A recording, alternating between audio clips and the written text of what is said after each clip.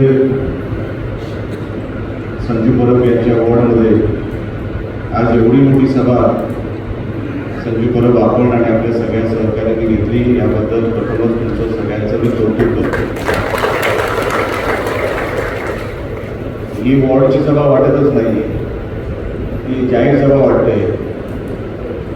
अनेक पक्षांना जी जमत नाही ती संजू परब तुम्ही एका वॉर्डमध्ये घेऊन दाखवली. त्यामुळे तुमचा विजय हा निश्चित झालेला आहे ही माझ्या मनामध्ये खात्री आहे. कारण का आपलं काम मी अनेक वर्षांपासून बघतोय, आपली तळमळ मी अनेक वर्षांपासून बघतोय. नगराध्यक्ष म्हणून आपण जे काम केलं तो कार्यकाळ मी जवळून बघितलेला आहे. आपण युवकचे जेव्हा अध्यक्ष होता तेव्हापासून आपण माझ्याबरोबर जोडले गेलात आणि तेव्हापासून ते आतापर्यंत एक कुटुंब म्हणून, एक सावली म्हणून तुम्ही राणे कुटुंबाबरोबर राहिला. मी खरोखरच देवाचे आभार मानतो की मला असा एक जवळचा सहकारी, एक कुटुंबाचा सदस्य मला मिळाला. मला संजू परबला काहीच सांगायची गरज पडत नाही. माझ्यानंतर केसरकर साहेबांचं भाषण आहे आणि मला माहिती आहे केसरकर साहेब नक्की म्हणणार संजू केव्हाच येणार होता, पण तुमच्याकडे थांबतो.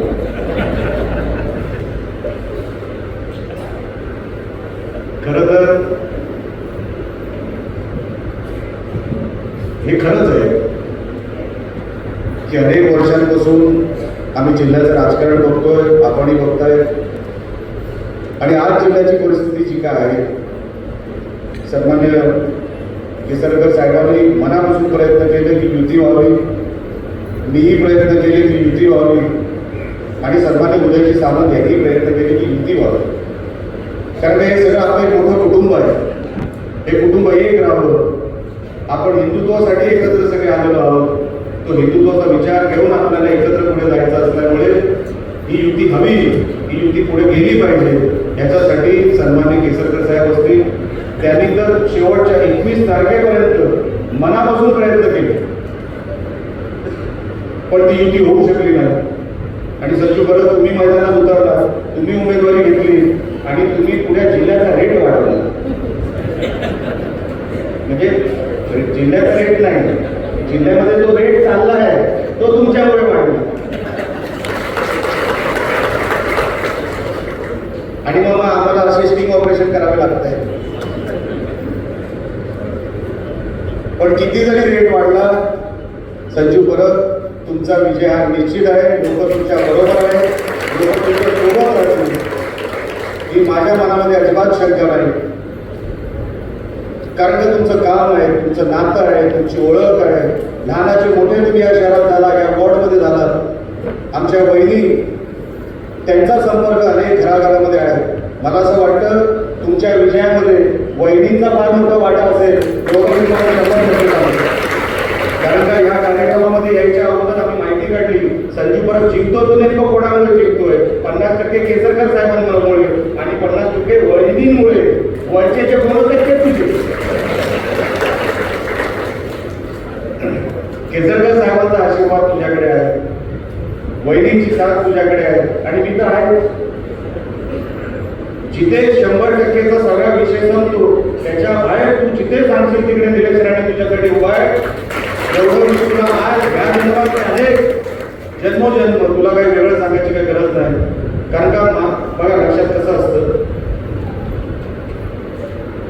माझ्या पडत्या काळामध्ये माणूस कोणाबरोबर राहायला पसंत करतो की जो पदावर आहे, जो पॉवरफुल आहे, अशा माणसाबरोबर माणूस राहायला पसंत करतो. संजू परब कोणाबरोबर राहिला? एक मला असं वाटतं धीरूभाई अंबानी म्हणायची स्वर्गीय की माणसाची खरी ओळख करायची असेल ना, तो कोणाबरोबर उभा राहिला हे जर कळलं तो माणूस कळतो. संजू परब माझ्यासारख्या माणसाबरोबर उभे राहिले. या जिल्ह्यामध्ये अनेक सत्ताधारी झाले, अनेक लोक मंत्री झाले, त्याच्यामध्ये केसरकर साहेब पण झाले. अनेक मोठमोठी लोक या जिल्ह्यात झाली, पण 2 वेळा पराभूत झालेला उमेदवार निलेश राणे त्याला संजू परबने निवडला. त्याच्या मागे सावलीसारखा उभा राहिला. एक दिवस माझी साथ तरी सोडलेली नाही. काय मिळवत आहे? मी कधी कधी विचार करतो, माझा कुठेतरी कुणामध्ये बॅनर किंवा कुठेतरी फोटो जाळत होते कुठल्या तरी विषयावर, त्याची प्रतिक्रिया म्हणून जिल्ह्यामध्ये आता कुडाळा जाळला, कुडाळातच त्याचं प्रत्युत्तर केलं पाहिजे होतं, पण ते कुडाळा केलं नाही, नंतर केलं. पण पहिलं प्रत्युत्तर कुठे गेलं असेल तर ते संजू परब यांनी घेतलं. माणूस की आज पण तो त्याच्या मनातलं बोलला की पैसे येऊन जात असतात, पैशाचं काय असतं. स्वर्गीय बाळासाहेब ठाकरे बोलले होते, आपल्याला अनेकांनी ती क्लिप बघितली असेल की स्वर्गीय बाळासाहेब ठाकरे बोलले होते, पैसे येऊन जातील, येतील, परत जातील, पण एकदा इज्जत गेली, स्वाभिमान गेला तर तो परत कधीच येत नाही, तो कुठल्या बाजारात मिळत नाही. ती लढाई संजू परब लढतो. त्याचं काय केलं मला सांगा, कशासाठी तो लढतोय? तो गपचूप बसला असता ना,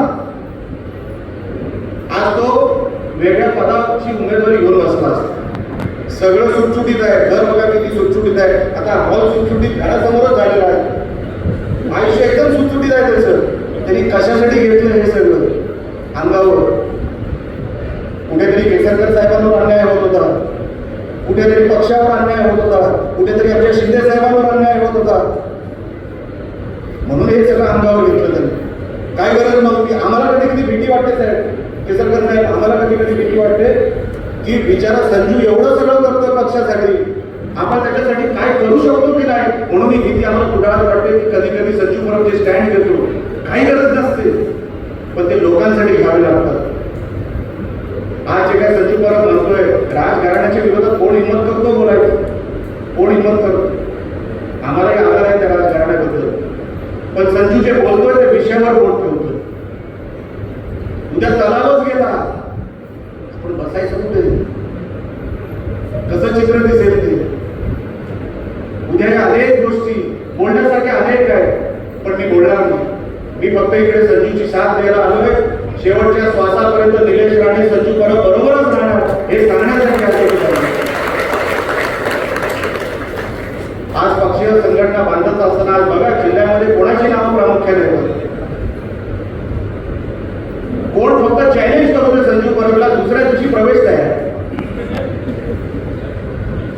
असा अंगावर घेणारा विषय पोलीस स्टेशनचे असू दे, मेडिकल कुठलेही असू दे, अंगावर घेणाऱ्या व्यक्ती लागतो. नाही तर काही नाही होत, सगळं सोपं होतं आमच्यासाठी. आम्हाला काय मिळवायचं होतं ह्याच्यातून, पण कुठेतरी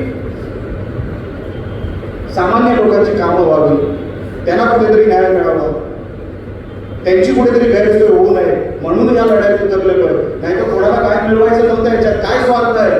आम्ही एकाच सत्तेमध्ये बसलेलो आहोत. पुढे जाऊन 3 तारखेला एकामेकांच्या घरात आम्ही जाणार आहोत, आम्ही एकमेकांबरोबर जेवणार आहोत. मग कशासाठी ही लढाई होती? ती सर्वसामान्यांसाठी लढाई होती, आणि ती सर्वसामान्यांसाठी लढाई आहे. म्हणून संजू परब, सन्मान्य दीपक केसरकर मैदानात आहे, लक्षात ठेवा. नाही तर त्यांचंही काय केलं नव्हतं, त्यांना हे सगळं सहज मिळवता आलं. पण कोणतरी तुम्ही पकडायचा बाहेर का? हा पैसेवाला जो राज्यसभेची तिकीट बघून सगळं मागत आला, त्याला ऑफिस उघडायला लावलं, तो विकेला लागला. लक्षात असं कोणाबद्दल बोलू नये, पण कशासाठी मी म्हणतो, त्याची नियत खराब आहे. आणि त्याची नियत खराब आहे ना, तो कधीच कुठे पोहोचू शकत नाही. तो माझ्याबरोबर होता, विचारा संजू बरोबर होता. आज संजू परबला हरवण्यासाठी जे पैसे वाटप होत आहेत ना, ते तो करतोय. कुठून आले पैसे? काय आले पैसे? एवढी मस्ती?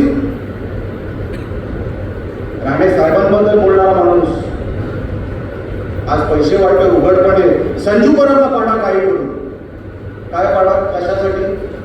संजू परबनी फक्त माझी साथ दिली म्हणून पाडा. मी तुम्हाला आज सांगतो, शब्द जरी त्याचे असले तरी मी त्याला सांगितलं होतं की संजू हे सगळं झालं पाहिजे. पक्ष संघटना, शिंदे साहेब आपल्याकडे बघताय, शिंदे साहेबांना जो अभिप्रेत असणारा पक्ष आपल्याला इथे उभा करायचा आहे, त्याच्यासाठी तूही पुढे कमी पडू नको, एका बाजूला मी पुढे कमी पडणार नाही, म्हणून तो कामाला लागला आणि पक्ष संघटना वाढवतोय. याच्यामध्ये त्याचा काय गुन्हा आहे? पैशाच्या जोरावर अरे तुम्ही एक निवडणूक जिंकाल, तुम्ही विचार करा, ही निवडणूक जिंकणार नाही म्हणजे नाही. कविटकर मॅडम, तुम्ही नगराध्यक्ष बनणार म्हणजे बनणार. आम्ही निवड राहणार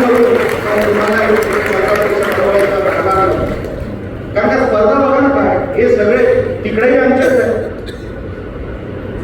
तेही फोन करतात कधी कधी, साहेब हे काय झालं त्याला बघून देऊ आता पुढे. पण उद्या तुमची सेवा करण्यासाठी, सेवक म्हणून, मालक म्हणून नाही, अजिबात मालक म्हणून नाही. आणि म्हणून माझं काही पत्रकारांनी सांगत होतं, काही पत्रकार आले सावंतवाडीच्या विषयावर प्रतिक्रिया द्या, तिला काय प्रतिक्रिया देणार. अहो ज्या उमेदवार आहेत भाजपचा त्यांनी आमदार खासदारकीची निवडणूक लढायला पाहिजे. तुम्ही कार्यकर्त्यांची निवडणुकीला आला, एवढ्या तरी सोडा. अहो कार्यकर्त्यांना कार्यकर्त्यांच्या निवडणुकी लढू द्या. पण आज तसं झालं नाही. आज प्रजा विरुद्ध राजा असंच सावंतवाडीचं चित्र झालं. आता प्रजा जिंकणार की राजा जिंकणार ही आता तशी लढाई समजू नका की कोणतरी वरतून काहीतरी आदेश देईल. आता ते दिवस गेले. आपण 21व्या शतकात राहतो. 21व्या शतकामध्ये सन्माननीय केसरकर साहेबांनी करोडो रुपयाचा निधी इकडे आणला. आजही केसरकर साहेब मंत्रालयात गेले, 2-3 तास घालवले, तर करोडोचा निधी आणल्याशिवाय परत घरी येत नाही. हा अनुभव मला आहे. हे मी तुमच्या तोंडावर सांगत नाही. कुठेही गेले केसरकर साहेबांच्या नावाचं वजन. मी त्यांच्याबरोबर एका कमिटीच्या मीटिंगमध्ये बसलो होतो. ते एका कमिटीमध्ये माझ्या बरोबर आहे. ते नेमकंच बोलतात, पण असं बोलतात ना समोरच्याला ते समजतं आणि समोरच्याला कळतं की हे जर केलं नाही तर हा माणूस सोडणार नाही, ते असं करत नाही, पण त्याला ते तसं वाटतं. मी त्यांच्याकडून अनेक गोष्टी शिकतोय. सगळंच काही शिकतो असेल तर भाग नाही, कारण का केसरकर साहेब सगळं शिकवत नाही. तू तसा राहिला पाहिजे काहीतरी एकदम शांततेत सगळं मिळून कसं जमत असेल नाही. मला कधी कधी साहेबांचं खरोखर आश्चर्य वाटतं की एवढ्या सगळ्या टेन्शन मध्ये पण एवढा शांत स्वभाव तुमचा साहेब कसा. हे मला एकदा वेगळा क्लास द्यायच्यासाठी मला शिकवा कधीतरी. काहीतरी मोठं नुकसान व्हायच्या अगोदर शिकवा, एवढंच फक्त विनंती करतो आपल्यासमोर. माझं नको, बाकी कोणाचं नुकसान होणार नाही, नुकसान होऊ देणार नाही. हा पक्ष शिवसेना सावंतवाडीमध्ये, वेंगुर्ल्यामध्ये, मालवणमध्ये त्या नगर परिषदेवर भगवा फडकवल्याशिवाय राहणार नाही. हा केंद्र आपण काम करणार. 100% आमचे सगळे उमेदवार निवडून येणार म्हणजे येणार. केसरकर साहेब असाच आशीर्वाद सतत परत यांच्यावर ठेवा, माझ्यावर ठेवा. आमचं सगळं काही ही लढाई सोपी होणार. तुम्ही मैदानात आल्यापासून मी मागेही म्हटलं होतं की अनेक लोक पत्ते बदलतील आणि तसंच झालेलं आहे. आज 21-0 होणार, ते केसरकर साहेबांमुळे होणार. ही काळ्या दगडावरची रेष आहे, ही कोणच तुटू शकत नाही. आणि म्हणून केसरकर साहेब तुमचा आशीर्वाद, तुमचा जो काही याच्यावर ठेवण राहिलेली आहे, तुमची पकड राहिलेली आहे, ही दाखवायची वेळ आहे. आणि तुम्ही या वेळेला 100% दाखवण्याची मला खात्री आहे. बाकी सगळं काय करायला आम्ही सगळे तुमच्या बरोबर आहोत, हे शहर जपण्यासाठी. आणि हे तुम्ही जपू शकता. आता ह्या शहराला देखील माहिती आहे की ह्या सावंतवाडी शहराला जर कोण जपू शकेल तर सन्माननीय केसरकर साहेब जपू शकतील. दुसरा कोण या शर्यतीत नाहीये, नामदार नाहीये. म्हणून या शहराने आपल्याला आशीर्वाद द्यावे, संजू परब आमच्या तुमच्यावर आशीर्वाद द्यावे, एवढं विनंती करण्यासाठी मी इकडे आलो. एवढंच या निमित्ताने बोलतो.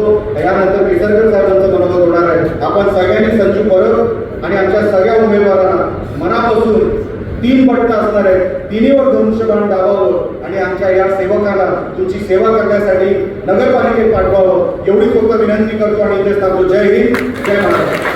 असे आमचे दररोजचे नवनवीन व्हिडिओ पाहण्यासाठी आमचा लोकसंवाद लाईव्ह यूट्यूब चॅनल लाईक आणि सबस्क्राईब करा.